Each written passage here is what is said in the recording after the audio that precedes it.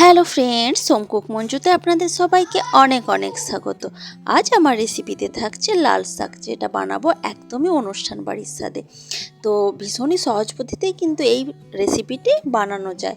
তো এই রেসিপিটি আমি কিভাবে বানাচ্ছি আজকে আপনাদের সাথে সেটাই শেয়ার করছি, চলুন। তো দেখুন, এখানে আমি লাল শাক নিয়েছি। লাল শাকটাকে খুব ভালোভাবে আমি পরিষ্কার করে রেখেছি এবং পরিষ্কার করার পর ধুয়ে রেখেছি বাজার থেকে নিয়ে আসার পর। তো এই লাল শাকটাকে তো এখন পরিষ্কার করা হয়ে গেছে। এখন লাল শাকটাকে একটু ছোট করে কাটতে হবে। তবে লাল শাক যেহেতু খুব বেশি শক্ত শাক নয়, খুব নরম শাক, তাড়াতাড়ি রান্না হয়ে যায়। তো খুব বেশি কিন্তু ছোট করে কাটার প্রয়োজন নেই, তো মিডিয়ামভাবে কাটলেই হয়ে যাবে। তো দেখুন, এখানে আমার শাকটা কাটাও হয়ে গেছে এবং কাটার পর আমি আবারও একবার ভালো করে জল দিয়ে ধুয়ে পরিষ্কার করে রেখেছি। শাককে একটু বেশি করে ধুতে হয়, কারণ শাকের মধ্যে অনেক ধুলোবালি থাকে, যেগুলো রান্না করার পর মুখে লাগলে কিন্তু খেতে খুবই খারাপ লাগে। তো দেখুন, তারপর আমি এখানে একটা কড়াইতে, শুকনো কড়াইতে কিছুটা পোস্ত দিয়ে আমি ড্রাই রোস্ট করে নিচ্ছি পোস্তগুলোকে। শুকনো কড়াই এইভাবে আমি পোস্তগুলোকে ভালো করে নেড়ে চেড়ে ভেজে নিচ্ছি। আর পোস্ত কিন্তু খুব তাড়াতাড়ি ভাজা হয়ে যায়, খুব তাড়াতাড়ি পোস্তটাকে ভেজে তুলে রাখতে হবে, না হলে কিন্তু পুড়ে যেতে পারে। তো পোস্তটাকে তো আমি তুলে রাখলাম। এখন এই কড়াইয়ের মধ্যে আবার আমি কিছুটা সরষের তেল দিচ্ছি। সরষের তেল দেওয়ার পর তেলের মধ্যে কিছুটা কাঁচা বাদাম, চিনে বাদাম দিলাম। চিনে বাদামটাকে এখন আমি একটু নেড়ে চেড়ে ভালো করে ভেজে নেব।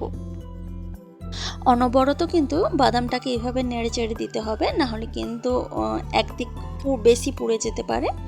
তো সেই জন্য এইভাবে নেড়ে চেড়ে আমি বাদামটাকে ভেজে নিয়েছি। এখন এই বাদামটাকেও তেল থেকে তুলে রাখছি। এখন এই যে তেলটা রয়ে গেছে, এই তেলের মধ্যে আমি কিছুটা বড়ি ভেজে নেব। আমি এখানে মটর ডালের বড়ি নিয়েছি, এখানে কিন্তু বিউলির ডালের বড়িও দেওয়া যায়, সেটাও কিন্তু খুবই ভালো লাগে খেতে। তো এখানে আমি মটর ডালের বড়িটাকে খুব ভালো করে নেড়ে চেড়ে দেখুন ভেজে নিচ্ছি। আর এই ভাজাটাও কিন্তু অনবরতই নাড়তে হবে, তাহলে কিন্তু বড়ি সব দিক দিয়ে খুব ভালোভাবে ভাজা হবে। না হলে কিন্তু একদিক ভাজা হবে, আবার একদিক অন্য দিক অতটাও ভালো করে ভাজা হবে না। সেই জন্য অনবরত নেড়ে আমি ভেজে নিয়েছি। এখন বাকি যে তেলটা রয়ে গেল, ওই তেলের মধ্যে আমি দিচ্ছি একটা শুকনো লঙ্কা আর কিছুটা কালো জিরে। তো এই কালো জিরা আর শুকনো লঙ্কা থেকে একটা সুন্দর গন্ধ বের হয়ে যাওয়ার পর এর ওপর আমি দিয়েছি কয়েক কোয়া রসুন কুচি। তো রসুন কুচিটাকে একটু লালচে করে ভেজে নেব। রসুনটা ভালো করে ভাজা হলে রসুনটা খেতে কিন্তু অনেক বেশি ভালো লাগে, আর রসুনের মধ্যে যে গন্ধটা বের হয় সেই গন্ধটাও কিন্তু এই শাক ভাজার মধ্যে খুব ভালোভাবে যায়। তো আমার রসুন ভাজা হয়ে যাওয়ার পর আমি ওই তেলের উপর লাল শাকটাকে দিয়ে নিচ্ছি। তো শাকটা পুরোটা দেওয়ার পর আমি এর মধ্যে দিচ্ছি স্বাদ মতো নুন আর সামান্য হলুদের গুঁড়ো দেব। হলুদ গুঁড়ো চাইলে নাও দেওয়া যায়, তবে আমি দিচ্ছি কারণ হলুদ গুঁড়ো জীবাণুনাশক হিসেবে কাজ করে। তো দেওয়াটা অল্প সামান্য দিলে ভালো হবে। তো হলুদটা দেওয়ার পর আমি শাকটাকে এখন সব কিছুর সাথে খুব ভালোভাবে মিশিয়ে নিচ্ছি। সব কিছুর সাথে যখন খুব ভালোভাবে মিশে যাবে, এখন এটাকে আমি ঢাকা দিয়ে রাখবো শাকটা সেদ্ধ হওয়ার জন্য।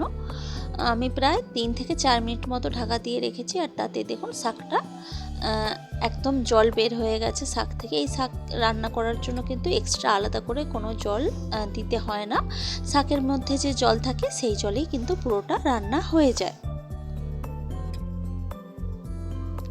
তো এখন নেড়ে চেড়ে এই জলটা কি শুকনো হওয়ার জন্য ওয়েট করতে হবে। আর শাকটা কিন্তু সেদ্ধ হয়েই গেছে, আর শাকটা কিন্তু মজে গেছে খুব ভালো করে, এবং মজে যাওয়ার পর দেখুন শাকটা কতটা কমে গেছে। তো দেখুন শাকের মধ্যে থেকে জলটা কিন্তু শুকনো হয়ে গেছে। এখন একটু নেড়ে চেড়ে শাকটাকে ভেজে নিচ্ছি। শাকটাকে এইভাবে একটু সামান্য কিছুক্ষণ ভেজে নেওয়ার পর আমি যে বড়িগুলো ভেজে রেখেছিলাম মটর ডালের, সেগুলোকে একটু ভেঙে নিয়েছি। সেই ভেঙে বড়িগুলোকে দিয়েছি, আর যে বাদাম ভেজে রেখেছিলাম সেই বাদামটাকেও আমি ভেঙে দিয়েছি। আর পোস্তটা যে ড্রাই রোস্ট করেছিলাম সেটাকেও এর মধ্যে দিয়ে দিলাম। দিয়ে সব কিছু এখন খুব ভালো করে নেড়ে চেড়ে একসাথে মিশিয়ে নেব।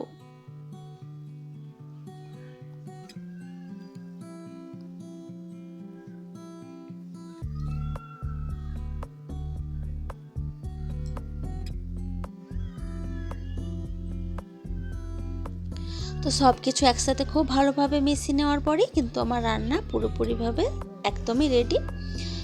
এটা কিন্তু অনুষ্ঠান বাড়ির স্টাইলে আমি বানালাম বাড়িতে।